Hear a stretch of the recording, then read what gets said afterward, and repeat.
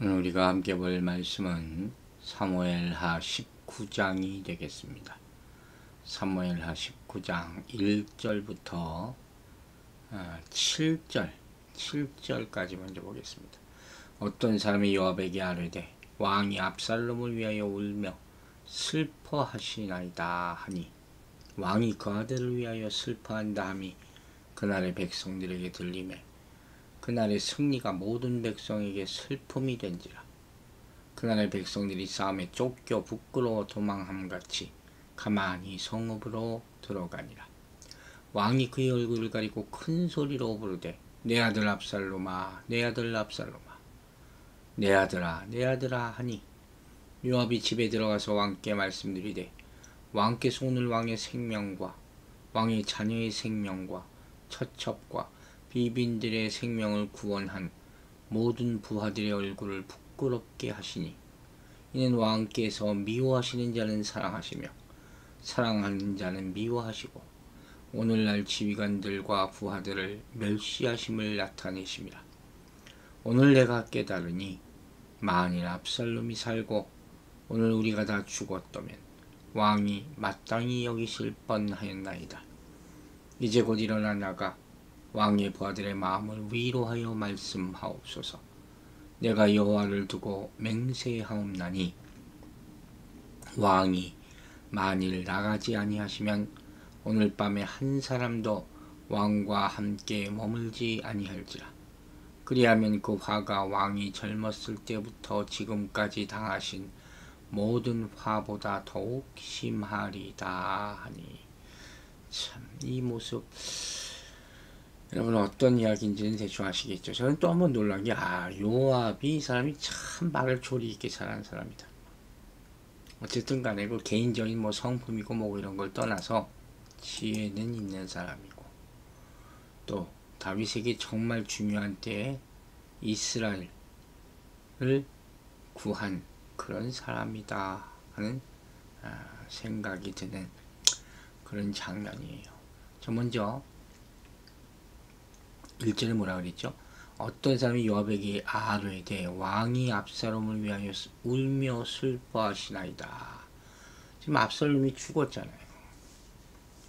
그러니까 그 광경을 지금 다시 상기시키는 거죠. 그리고 성내에 있던 한 사람이 이제 막 전쟁터로부터 회군하여 돌아오는 요압에게 달려가서 다윗 왕이 지금 뭐 하고 있는지 그 동정을 보고하고 있는 거예요. 이 사람이 참 요압에게 달려가서 왕의 슬픔을 알린 이유는 뭐겠습니까? 개선하는 군사들을 맞이하는 대대적인 환영식이 벌어져야 될 텐데 그런 건 전혀 없고, 그러니까 이게 어찌된 일인가 보다 보니까 왕이 울고 있어. 그러니까 요압과 군사들에게 오해가 없게 하기 위해서 이런 보고를 했던 것이죠. 여기서 왕이 울었다는 것은요, 소리내어 크게 울고 있는 거예요. 막 펑펑 울고 있는 거예요. 그리고 2절에 계속해서 말합니다. 왕이 그 아들을 위하여 슬퍼한 다음에 그날의 백성들에게 들리매 그날의 승리가 모든 백성에게 슬픔이 된지라. 승리가 슬픔이 됐어요. 이게 무슨 일입니까? 그러니까 지금 압살롬의 군대를 쳐부수고 돌아오는 그날 요압에게 보고된 사실이 지금 개선하는 군사들에게 소문으로 널리 알려졌다 하는 것이에요. 그리고 그 내용은 승전한 다윗의 군사들이 매우 처량한 모습으로 돌아오는 장면을 지금 보여주고 있는 것이죠. 왜? 다윗 왕 한 사람 때문에. 그의 개인적인 슬픔 때문에. 우린 중요한 교훈을 여기서 한 가지 얻죠. 바로 지도자 한 사람의 절제되지 못한 감정 처리가 공동체에 심각한 영향력을 미친다는 것이죠. 저는 잠깐 고민을 해봤어요. 목회자로서 개인적인 큰 슬픔이 있을 때 어떻게 처신해야 하는가. 저도 이런 일을 당해보기도 했고 또 앞으로도 또 당할 수도 있기 때문에 얼마나 많이 인내하고 절제해야 되는가, 알려야 되는가, 알리지 말아야 하는가, 수많은 생각들을 하게 되죠. 여기서 다윗은 자기 개인의 감정을 감추지 못하고 전쟁에 승리한 것보다 아들 죽은 것, 이걸 더 크게 나타내는 그런 실수를 하고 말게 되는 것이에요. 그날의 백성들이 싸움에 쫓겨 부끄러워 도망함같이 가만히 성읍에 들어갑니다. 자, 그 결과죠. 승전한 군사들이 막 개선가를 부르면서 입장을 해야 될 텐데 패잔병들처럼 슬며시 입성하는 모습, 가만히라고 표현했잖아요. 마치 더러운 죄를 범한 사람이 자기 죄를 부끄러워하는 것 같이 몰래 들어간 그런 상황을 보여주는 거예요. 너무 초라하고 처량한 전쟁에 진 패잔병과 같은 모습으로 지금 다시 돌아오게 됐다는 것이죠. 뭐 입성식, 환영식 이것도 전혀 없고 의기양양하게 입성하는 꽃다발도 없고 개인적으로 뿔뿔이 흩어져서 힘없이 들어왔다는 것이죠. 특별히 그들을 맞이해줘야 할 왕이 그곳에 있지 않았어요. 날 자기를 위해 목숨을 걸었던 군대들에게 감사와 격려의 말을 해주는 대신에 성문 위에 앉아서 아들을 잃어버린 것 때문에 통곡하고 있었다는 것이죠. 참 이게 무슨 일입니까? 왕의 눈에는 지금 승리가 아닌 것이죠. 아무 의미가 없다는 것이죠.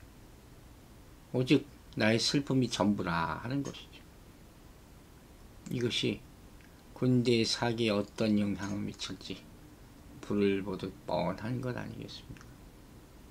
그러나 참 조심스럽게 이와 같은 모습을 우리는 평가할 수밖에 없는 현실도 있는 것이죠. 당해보지 못한 사람은 부모의 아픔을 또 왕의 그런 위치와 견주어서 함부로 말하기가 어렵기 때문이죠. 여러분이라면 어떻게 할 수 있을 것 같습니까?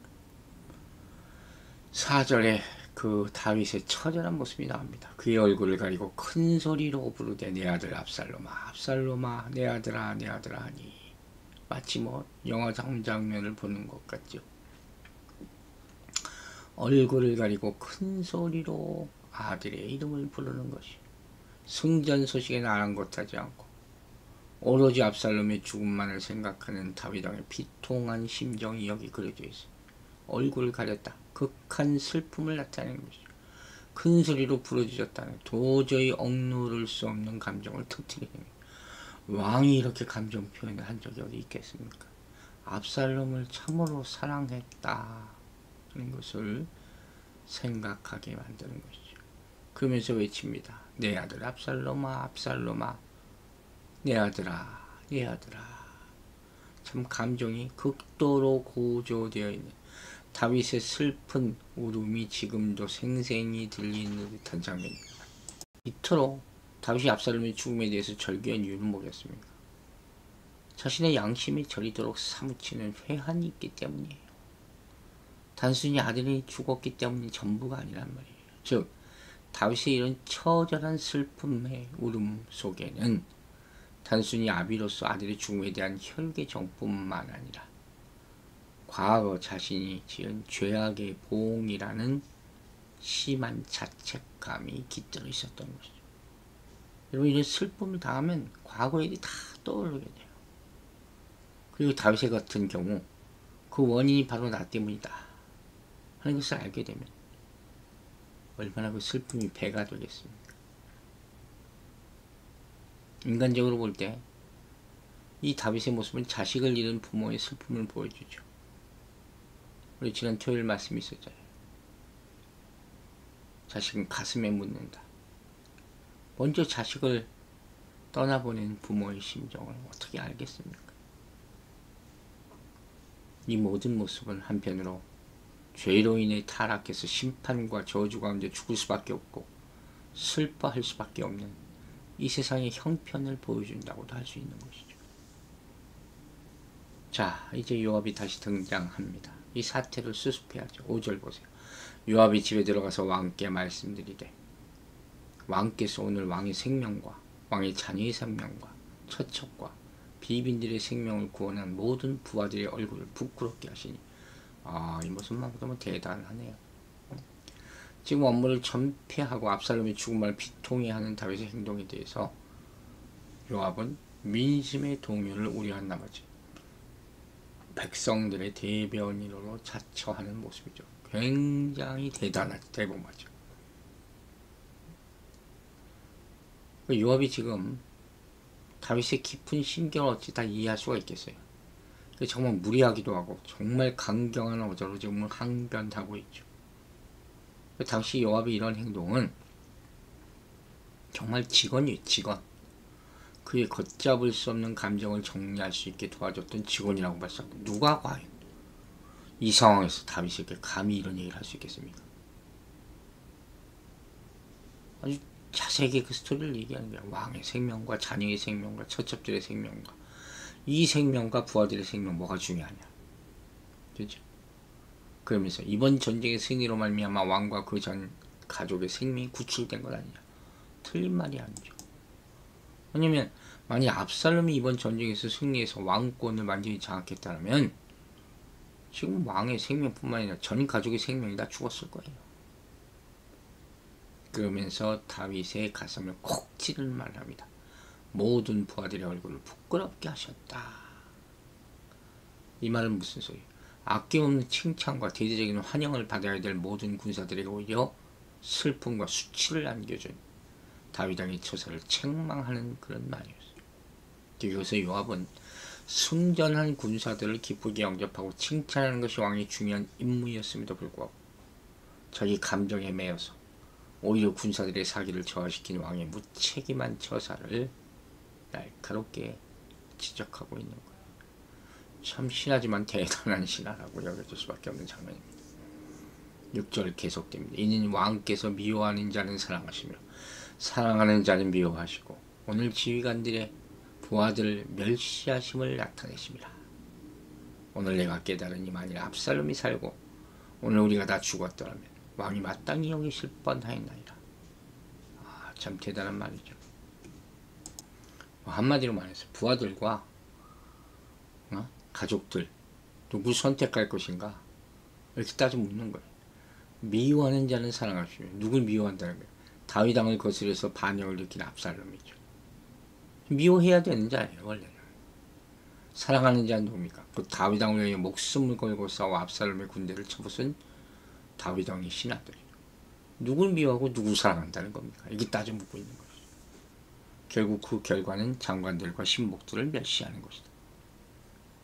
문화적인 해석을 보면 오늘 당신에게 장관들과 신복들이 존재하지 않는 것처럼 행하셨나이다.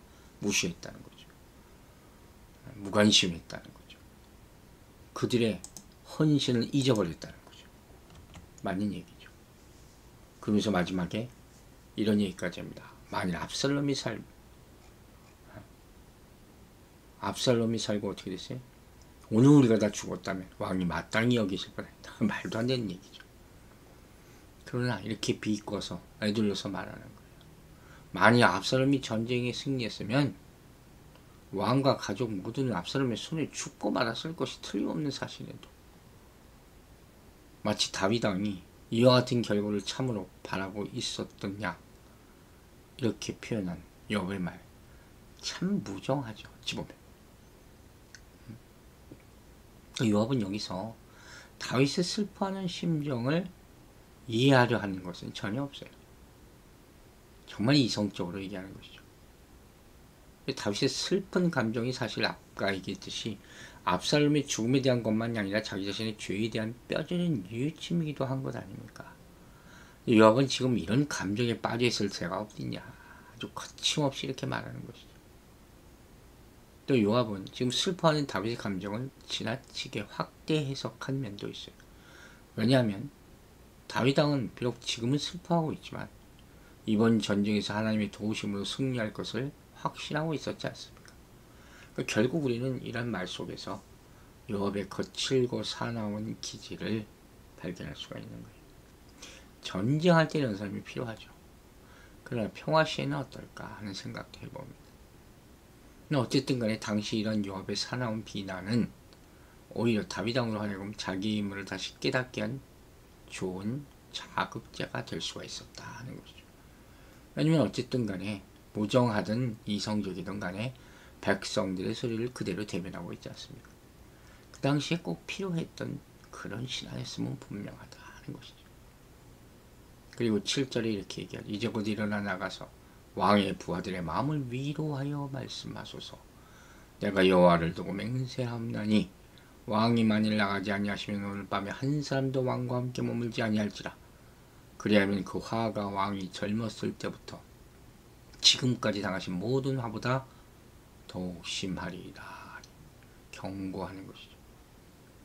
신복들의 마음을 붙잡으라. 그들에게 따뜻한 위로와 격려의 말을 해주라. 지금 이 시기를 놓치면 다시 아들이 떠날 것이다. 왕이 만일 나가지 않으시면 모든 화보다 더욱 심하리라. 지금 다윗 왕이 계속해서 자기 개인의 슬픈 감정에만 휘말려 있으면 민심이 동요하게 될 것 아닙니까? 그러면 다시금 왕위를 노리는 반란이 이어지게 될 것이고, 또 반란이 일어나게 되면 이제 사태는 걷잡을 수 없이 악화될 것이다. 틀린 말이 하나도 없는 것 같아요. 자, 정리해 봅시다. 여러분, 다윗은 지금 아들을 잃은 슬픔과 자책감에 괴로워하는 것이죠. 그러나 중요한 것이 있어요. 슬픔을 느끼는 것과 그것에 빠져 사는 것은 다른 것이에요. 달라야 하는 것이고, 요압은 자연인으로서의 다윗이 아니라 왕으로서의 다윗을 지금 상기시키고 있는 거예요. 중요한 포인트죠. 지도자라는 게 뭡니까? 지도자의 행동은 자신뿐 아니라 그를 바라보는 수많은 사람에게 영향을 주는 것이죠. 그래서 지도자는 공적인 이익을 위해 사적인 감정과 이익을 포기해야 할 때가 있는 거예요. 가슴 아파도. 이미 일어난 일이나 자신이 한 일에 대한 집착과 미련에서 벗어나서 앞으로 일어날 일 또는 자신이 해야 할 일에 집중할 수 있어야 된다 하는 것이죠. 특히 이같이 기름 부은 받은 지도자 다윗에게는 무엇보다도 백성을 생각해야 되는 것. 그럴 책임이 있죠. 하나님의 뜻을 우선시해야 될 의무가 있죠. 여러분, 명심합시다. 문제에 넘어질 수는 있어도 주저앉지는 말아야 돼요. 자기를 바라보는 다른 사람의 기대와 그들에 대한 사명을 생각하며 다시 일어서야 합니다. 이런 용기와 판단력과 지혜가 우리 모두에게 있기를 주의 이름으로 축원합니다. 기도하겠습니다. 아버지 하나님, 한 주를 여는 새 아침에 지혜의 말씀 주심을 감사드립니다. 다윗의 가슴을 후려치는 요압의 말이 우리에게 아픈 말만 아니라 우리를 일어나게 하는 용기의 말이 되게 도와주시옵소서. 어떤 일도 감당할 수 있는 단단한 굳건한 믿음을 허락하여 주시고, 어떤 상황에서도 다시 일어날 수 있는 그런 힘과 믿음을 허락하여 주시옵소서. 우리가 슬플 때가 있습니다. 그러나 거기에 빠져 살면 안 된다는 것을 알게 하여 주심을 감사드립니다. 문제가 있고 장애물이 있어서 걸려 넘어질 수 있지만 그로 말미암아 인생 포기해서는 안 된다는 사실도 깨닫게 하심을 감사드립니다. 우리 주변에, 우리 교회에 많은 지혜로운 사람들이 있기를 바랍니다. 그래서 남을 저주하는 것이 아니라 돕는 말로써 아름다운 공동체를 이루어갈 수 있도록 도와주시고, 그러한 사람들을 보내주시기를 간절히 기도합니다. 주님께서 사랑하는 종을 만져주셔서 병상에서 이제 새로운 힘을 얻게 하시고, 새로운 치료로 말미암아 새살이 붙고 새 힘을 얻는 팔과 다리가 될 수 있도록 한 주간 역사하여 주시옵소서. 감사드리며 예수 그리스도의 이름으로 기도했습니다. 아멘.